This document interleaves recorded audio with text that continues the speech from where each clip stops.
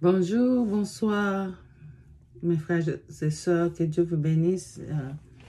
Aujourd'hui, nous allons commencer notre série sur des affermissements. Et pour aujourd'hui, nous allons parler de comment croître spirituellement en tant qu'enfant de Dieu. Vous venez de recevoir Jésus-Christ comme Seigneur et Sauveur. Il est vraiment temps pour vous de croître, de ne plus rester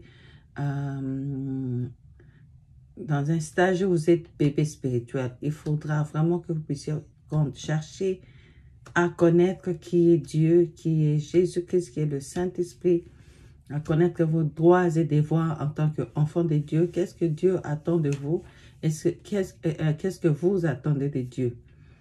Quels sont vos droits et devoirs en tant qu'enfant de Dieu? Amen. Alors, je vais continuer. Pour cela, on va prier d'abord. Père éternel, merci. Merci et Dieu Tout-Puissant, parle-nous.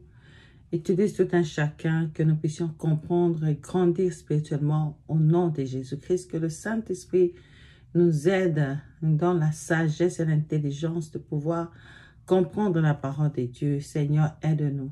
Que le sang de Jésus nous purifie au nom de Jésus-Christ. Amen. Ok. Donc ici, nous allons parler de comment croître spirituellement. Le christianisme est une vie, une façon d'être. C'est une vie, une façon d'être. C'est une relation personnelle avec Christ.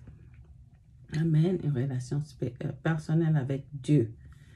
Alors, ce n'est pas un ensemble d'interdits, mais c'est vraiment une relation personnelle avec Dieu. Quand tu as une relation personnelle avec ton Père, il y a certaines façons dont tu parles avec ton Père, il y a certaines façons dont tu te comportes, qui peut être différente de la façon dont tu te comportes avec tes enfants ou avec ta mère ou avec une autre personne. Donc, c'est une relation personnelle que tu as avec Christ, qui est plus que ton Père. Amen.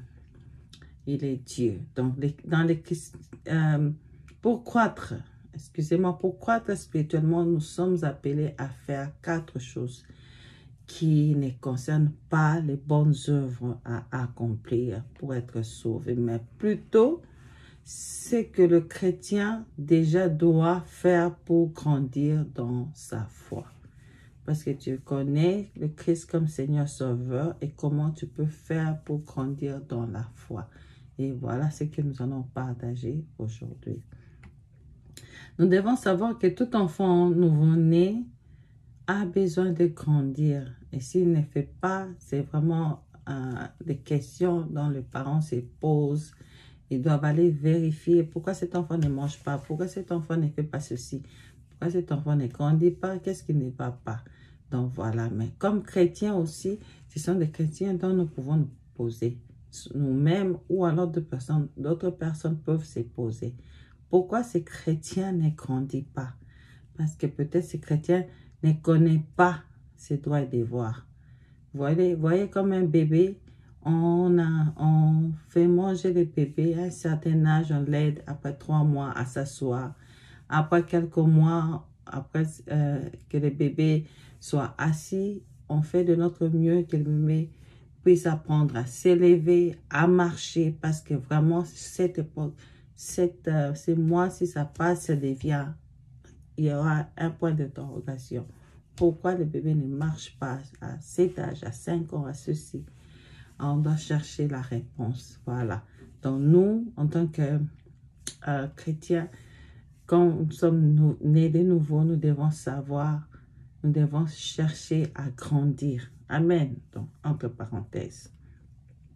Les 4 choses à faire constituent le devoir du chrétien qui veut avancer dans sa foi.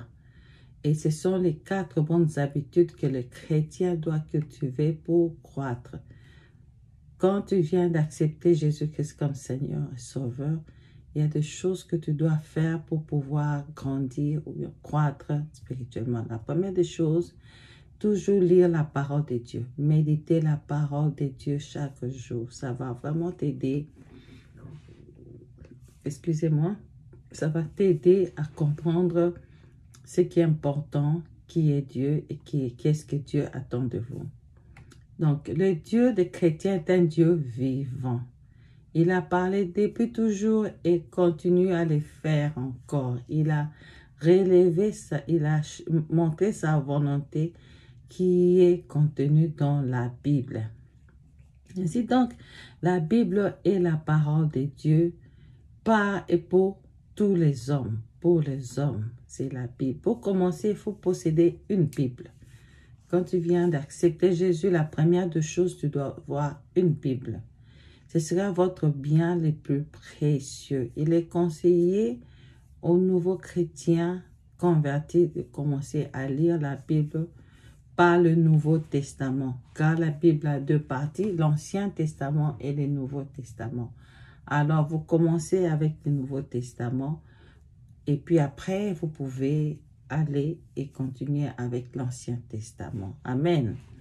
La longueur de votre lecture pourra dépendre de vous-même. Il est conseillé de lire une ou deux fois.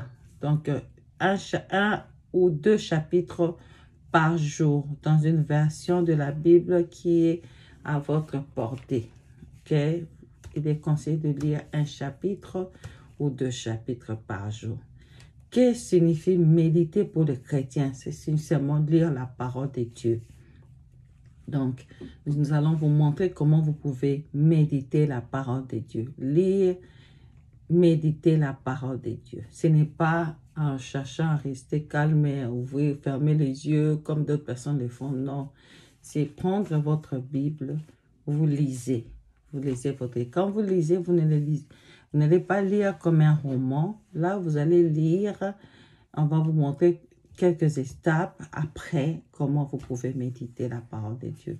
Par exemple, quand vous lisez un chapitre, vous devez savoir qui a écrit et pourquoi. L'histoire s'est trouvée où, quelle est la leçon dont je dois retenir, quelle est la leçon dont je ne dois pas suivre. Vous avez toujours un cahier. Moi, j'ai quelque chose toujours à côté de moi où quand je lis, je pose des questions. Il y a des questions que je dois chercher à répondre. Et puis, il y a des leçons que j'ai obtenues, que je dois écrire à côté pour que cela puisse m'aider. OK? OK. Donc, que signifie méditer? C'est réfléchir profondément sur un texte biblique ou passage biblique dans le but de saisir les messages que Dieu vous adresse par sa parole. La méditation peut se faire en groupe ou en solitaire. Tu peux le faire avec des gens ou alors seul. Et là, nous allons commencer par parler de l'importance de la parole de Dieu. Pourquoi la parole de Dieu est-elle importante? Pourquoi nous devons lire la Bible? Lire la parole de Dieu. Pourquoi est-elle importante? Elle est importante parce que c'est la nourriture spirituelle. Donc, c'est la nourriture spirituelle du chrétien. La parole de Dieu est la source de la foi chrétienne. La parole de Dieu est la vérité qui affranchit. La parole de Dieu éclaire l'homme. Puis la parole de Dieu nous fait connaître sa volonté. La parole de Dieu est utile. La parole de Dieu est vivante. Amen. Donc, c'est grand, c'est beaucoup, mais nous devons savoir pourquoi la parole de Dieu est utile. C'est la nourriture chrétienne, spirituelle du chrétien. Matthieu 4,4. Jésus répondit, il est écrit, l'homme ne vivra pas de pain seulement, mais de toute parole qui sort de la bouche de Dieu. Amen. Dans 1 Pierre 2:3 dit, et comme des hommes nouveau-nés désirez du lait pur de la parole, ainsi grâce à lui, vous grandirez pour le salut, si du moins vous avez goûté que le Seigneur est bon. Alors, on a dit dans la parole de Dieu, c'est la nourriture spirituelle. Deuxièmement, la parole de Dieu est la source de la foi. Okay? Vous trouvez la foi où? Dans la parole de Dieu. Romains 10:17 dit ceci. Si nous sommes enfants, nous sommes aussi héritiers. Héritiers de Dieu et co-héritiers de Christ. Si toutefois nous souffrons avec lui afin de prendre aussi part à sa gloire. Ouais? 1, c'est spirituel, nourriture spirituelle. 2, c'est la source de la foi chrétienne. 3, elle est la vérité qui est affranchie. L'ignorance tue et asservit, mais la vraie connaissance libère du péché, de l'emprise des hommes et du diable. Donc, on va lire Jean 8, 31 à 32. Je répète encore Jean 8, 31 à 32 qui dit ceci. Alors il dit aux Juifs qui avaient cru en lui, « Si vous demeurez dans ma parole, vous êtes vraiment mes disciples. Vous connaîtrez la vérité vous affranchira. » Amen. Ok? Quatrièmement, la parole de Dieu éclaire l'homme. Elle nous permet de savoir différencier le bien du mal. Quand tu lis la parole de Dieu, ça t'aide à différencier le bien et du mal. Amen. Le bien du mal. Amen. Alors,